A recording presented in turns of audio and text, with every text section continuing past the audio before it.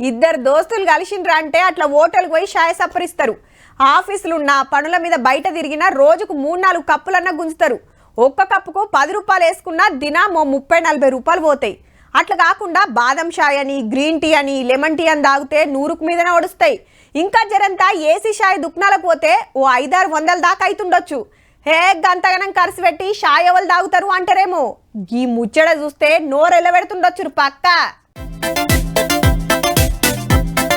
చూడంగానే షాయ సప్పరియాలనిపిస్తుందిలే. తాగుతామంటే రేట్ చెప్తాం మరి. ఎంత? ఉత్త 1,14,000.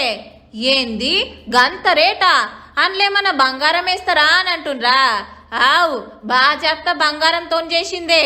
అగో కప్పు మీద చేయి పెట్టి తీయంగానే ఏళ్ళకి ఎట్లా అంటుకుందో అట్లాని పింగాని స్టీల్ గ్లాసుల ఇయ్యరులో చెక్కున మెరిసే ఎండి కప్పు ఎండి సాసర్ల తీసుకొచ్చి ఇస్తారు. గమ్మతేందంటే ఇవి ఇంటికి తెచ్చుకోవచ్చునట. ఇండియాకెళ్ళి బతకపోయిన ఒక అక్క దుబాయ్లా 1 నెంబర్ హోటల్ తెరిచి గీ బంగారం షాయి దందా చేస్తుంది.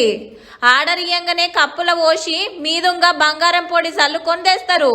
కమ్మగుందని దుబాయ్ షేకులు కుమ్ముడే కుమ్ముడు. ఏ ఊకే షాయేనా అనుకుంటే కాఫీ కూడా దొరుకుతుంది.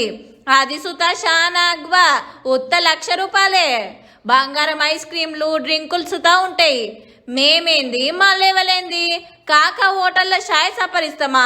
5 సుక్కల హోటల్లో తాగాలని కాయిష్ చేస్తోళ్ళ కోసమే గీకమతి చేసిరట. కానీ గా పైసలు పెడితే కప్పు షాయ్ కాదు, షాయ్ దుఃఖనమే పెట్టొచ్చు పో.